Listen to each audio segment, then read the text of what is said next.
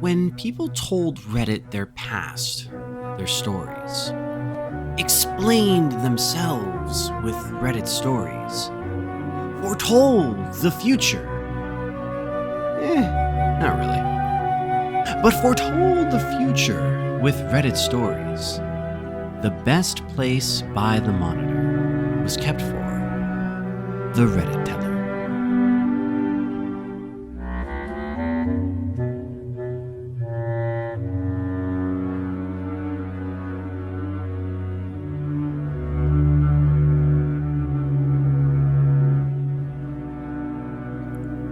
Welcome back to your cozy spot by the screenlight.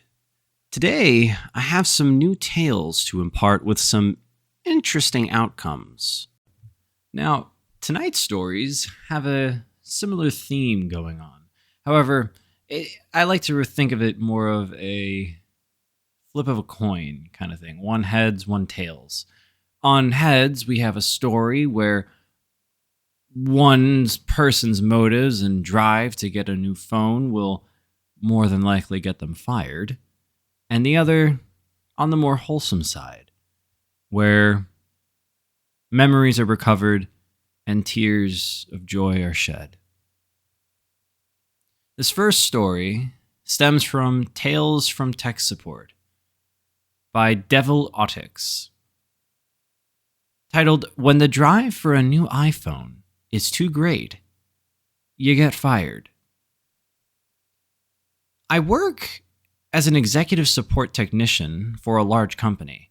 I have a team of 8 people under me, and we support high-ranking executives and their administrative assistants.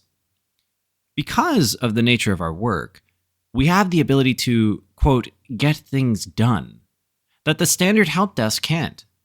We can force upgrades that would otherwise be denied, get things expedited, skip the normal procedures, and talk directly with the people who fix the issue. While we're the executive support, there are still levels. The CEO is in town. One of us is camped outside of wherever he might be in case there is any sort of issue. For lower people, we make sure things get done as quick as possible. But it's not a drop everything situation. As we prepared for the release of the new iPhones, we braced for the flood of, "I need this." That inevitability happens. We slot in orders immediately for the top of the pyramid guys, and then work our way down, replacing or sometimes having to tell them that they have to wait because the devices that they have is too new to warrant replacing. So, on Monday, the EA of a lower-end exec put in a request to get both herself and the exec new 256 gig iPhone X's. The exec was put on the approval list, with a wait, but the EA was denied. She had just been issued an iPhone 7 a few months ago, and she began to raise hell about, "I have to support him, so I need to have the exact same phone, etc., etc." Still denied. On Tuesday, I get a ticket from the EA. iPhone will not turn on. Required replacement with attached ticket for iPhone X request. I send one of my drones out to investigate, and I immediately get a text saying, "I have to get out there." Well, I get out there, and the iPhone is wet. And I don't mean just wet, but dripping wet. Like just pulled out of a glass of water wet with a screen that could only be called heavily cracked. The EA states, "I was just using it and it fell in my water bottle." So we take the phone back to our area, and I've called my manager over and we examine it. It's obvious what happened. We toweled it off, and when we turn it over, water drizzles right out of the cracked screen. Well, as luck would have it, we have spares. So I pluck a nice 64 gig rose gold iPhone 6 that was returned when the previous owner departed from the company. I call and have the same SIM re-provisioned.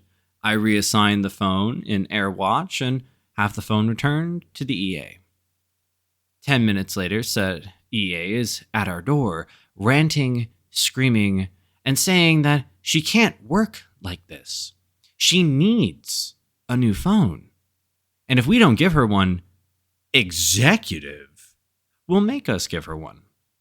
I step in and tell her a permanent replacement is just beginning the process. We have had to issue you this phone as a loaner so you can continue working until a permanent replacement is sourced.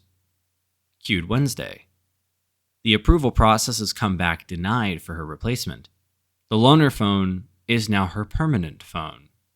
This info is relayed to the EA, who is fuming. Lots of executive will hear about this. And statements of, I can't believe this is happening to me. How will I work? Wednesday afternoon, the same EA, new ticket. iPhone broken. Need replacement. I head out myself to see the issue, and the phone looks like it was dragged behind a semi-truck for about 100 miles. The screen is shattered, a big chunk is missing out of the top near the camera, big dents in the back. So, I calmly ask, what happened?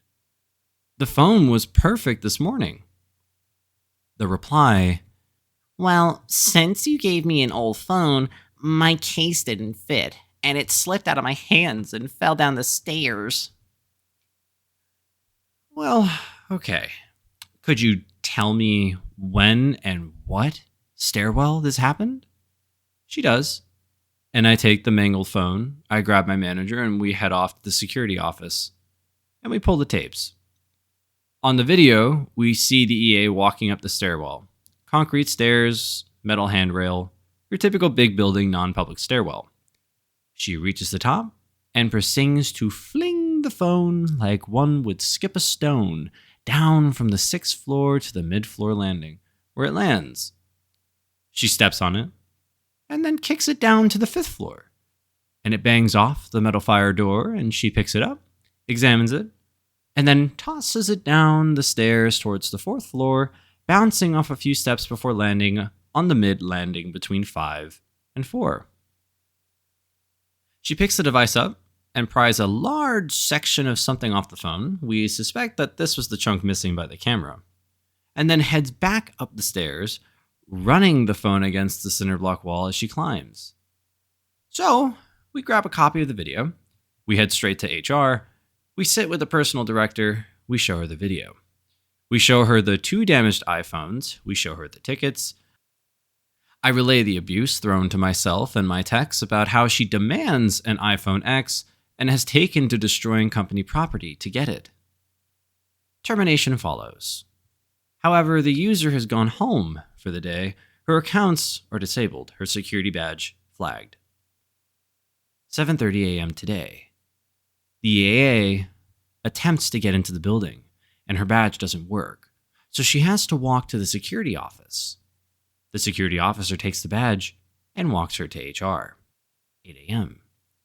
The security officer and 2 members of HR are now escorting the EA out of the building. She's alternating between yelling and crying, demanding that executive be called and that she's being framed. As she's brought through the main foyer, I'm on the 2nd floor balcony that overlooks the entrance. She looks up at me, curses me, and is gone. Both phones, her laptop, and other equipment have been placed with the legal team as a precaution, company policy when there's a messy separation. Maybe I'll buy my team pizza for lunch today. Seems like the right thing to do. Wow. All this for an iPhone X. Honestly?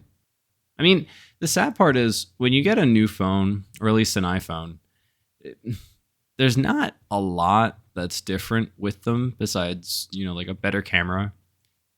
The sad part is and I know I'm going to really piss some people off by saying this. It's just that there's nothing special about them. I get that iPhones are super easy to use, but it's the same thing.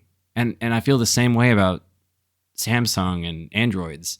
It's the same thing. You get a new phone and you really enjoy playing with it for a week, and then after you've done changing your ringtone or updating your background, it's the same thing. We're all like bug people, just attracted to light like moths.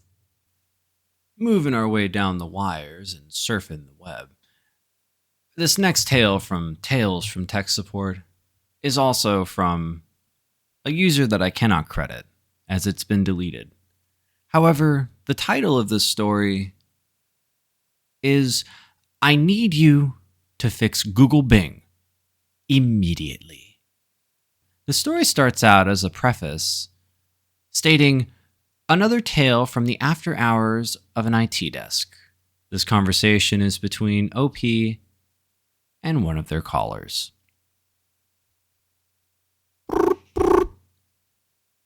Hello, service desk. Google Bing! Google Bing isn't working! Is the system down? It's very important I use the Bing! Yes, the caller actually did say the Bing.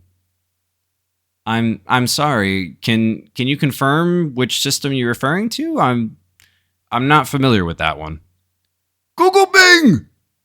Really, have you not heard of this? How? Google Bing is not a system we support at... Huh?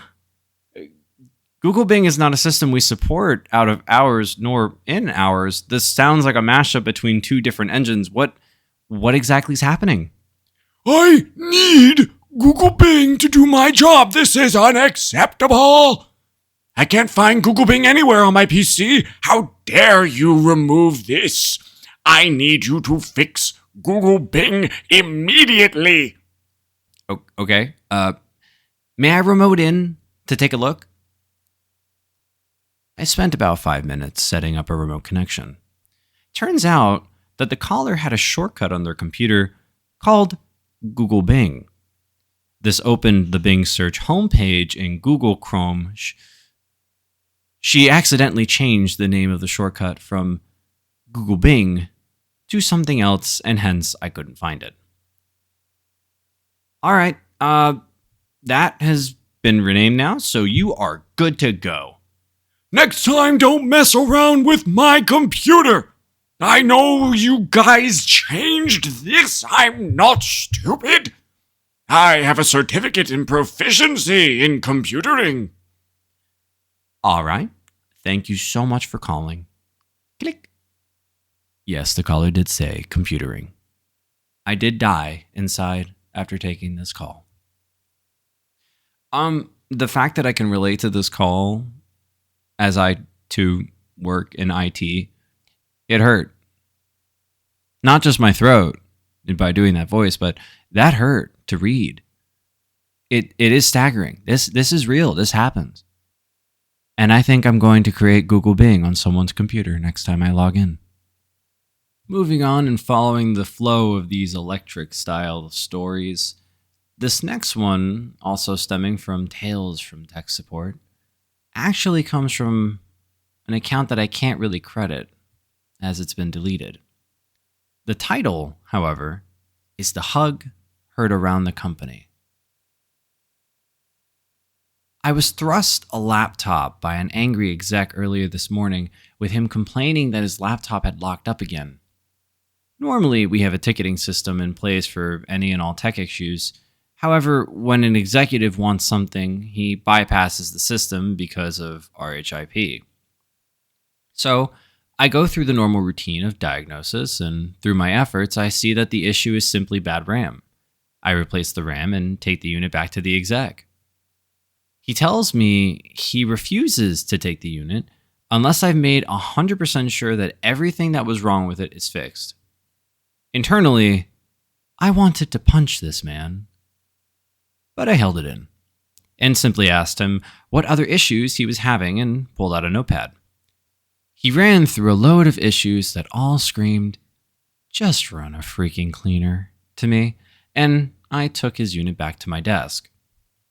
After going through and cleaning out the BS installed programs used literally once and never again, and cleaning out junk data, I found that a folder in his roaming was reading 12 gigabytes but was hidden.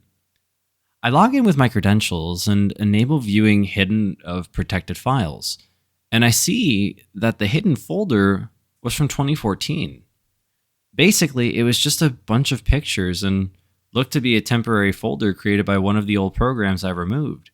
Some kind of picture manager or some such. Normally, when we see personal pictures on the machine, we're supposed to delete them immediately. Now, no one ever does this, as we're not that big of dicks in the IT department. Plus, this guy was an executive, so I decided to just move the pictures to his desktop under a folder I created called Old Pictures. I took the laptop to him and informed him of the pictures, telling him I left it up to him if he wanted to delete them or not. He thanked me for my time, and I went back to work. About an hour later, him and his wife, who had come up to join him for lunch, came over to my desk. He seemed really happy, and she was crying. Now, normally, when I have nothing to do and a boss comes over, I stand up to greet them. Just the way I was raised, I guess. I wasn't prepared for what followed, and I was totally shocked by the outcome. The lady wanted to thank me for finding the pictures, and the executive reached out to shake my hand, thanking me profusely before pulling me in for a hug in front of the entire IT department. I awkwardly hugged him back, and he let me go embarrassed. My eyes are wide, flabbergasted, and totally unprepared for this. Extremely out of character moment for this guy. Barely able to hold back tears, his wife tells me that the pictures I recovered were thought to be lost. In 2012, their 4-year-old son had died of leukemia, and the pictures I recovered were taken right before his diagnosis at 3 years of age. Because of a house fire a few years ago, they thought that they had lost every last photo of their son. Apparently, those were the photos that I had recovered. His wife reached out to me and hugged me, and everyone in the IT department stared at their screens hard with puffy eyes, as we're not all expecting this kind of emotional event today. My boss came out of his office to personally thank me and forwarded an email chain to me ahead of a company-wide email that the CEO had sent out, basically retelling the tale while naming me personally. He threw in words about striving for excellence and the unexpected results of everyday excellence. For now, I'm going to have to turn off my Skype for Business as the attaboys kept coming in one after the other. Thankfully, though, my boss told me to take my lunch early, since the flood of messages was making it a little hard to do my job. The thought of losing your son, your daughter, just your child, to an illness that almost feels like you just can't beat, especially at that age, is one of the most heartbreaking things that I think a parent can go through. It just reminds me of the phrase that no parent should ever have to watch their child die, or it's hard. And I can only imagine the pain of feeling like you'll never see or have those moments again. So I think that this is extremely sweet. And I don't know why or what company has a policy where if you find photos to delete them. I don't feel like that's their responsibility to do so. That's really weird. I don't like that at all. So I'm glad that you were smart enough and an individual enough to just not do that. But I know I'm a stranger on the internet, and I can't even thank you. However, thank you for not being a dick. Thank you for joining me by the monitor. And to everyone listening and enjoying this content, please feel free to leave a like and subscribe to hear more of these stories stemming from tragic to comedic to downright horrific. And as always, see you in the next chapter.